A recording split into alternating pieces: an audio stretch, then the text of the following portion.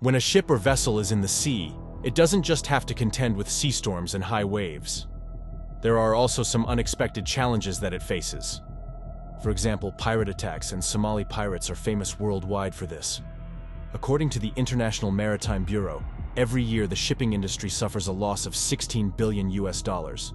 This loss is due to transport delays, but the biggest factor is piracy. Somali pirates have only a few locations for their attacks. One is the Somali Sea, second is the Guardafui Channel, and the third and most important location is the Gulf of Aden. All ships that need to travel from Asia to Europe use the Gulf of Aden to exit into the Mediterranean Sea through the Suez Canal. A very large part of the world's trade, including the majority of oil transport vessels, uses the Gulf of Aden. And this is where the majority of Somali pirate attacks occur. Piracy has been a major problem for ships for not just hundreds, but thousands of years. In the past, pirates were not so advanced, but now, with the help of modern technology, pirates have become more advanced, and so have anti-piracy techniques and weapons. Goods transport vessels are their main target, because these kinds of ships have the least crew while carrying goods worth millions of dollars. Mostly, pirates don't aim to kill the crew of the ship. Instead, they try to seize control of the ship or kidnap the captain, or take the whole ship hostage and then demand millions of dollars from the shipping company. They don't come in just one or two boats. Sometimes the number of pirates has been recorded in the thousands. First, they approach the vessel and scare the captain with gunfire so that he stops the ship. Remember, the captain's job is not just to take the ship from one place to another, but also to ensure the safety of the vessel. After that, they use grappling hooks to climb onto the vessel.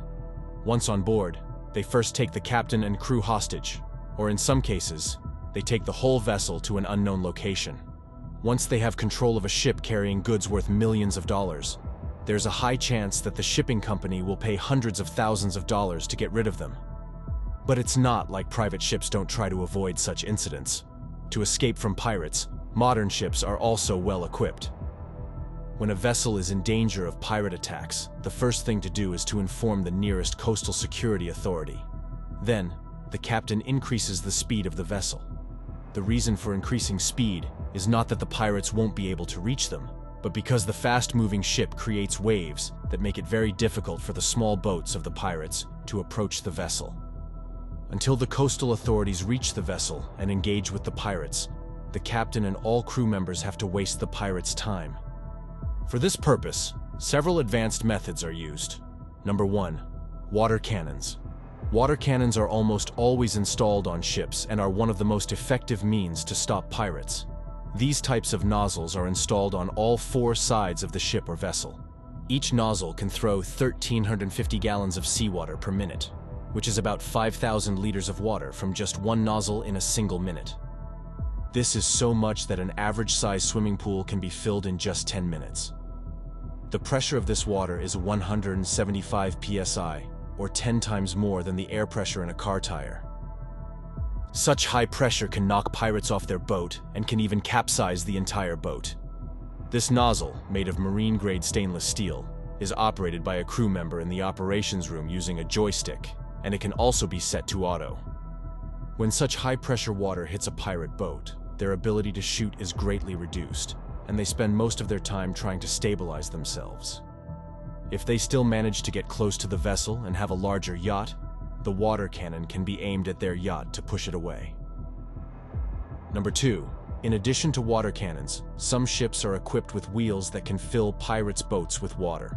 When pirates manage to get close to the vessel, these wheels are turned on.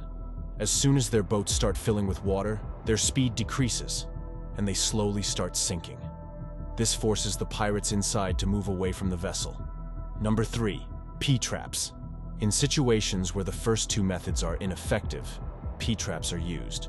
These are hard steel frames that extend from both sides of the ship, equipped with steel wires. As soon as pirate vessels approach, the steel wires are released into the water. Pirates often use speedboats with a propeller. These steel wires get entangled in the propeller, causing the boat's engine to get stuck and jam. Pirates spend time trying to free their boat's engine from the steel wires, ultimately wasting their precious time. Number 4. LRAD, or the long-range acoustic device. This special device generates a sound beam that is so unpleasant to hear that people naturally want to move away from it. Its range is up to 5 kilometers. The pitch of this sound is so high that it's unbearable for humans.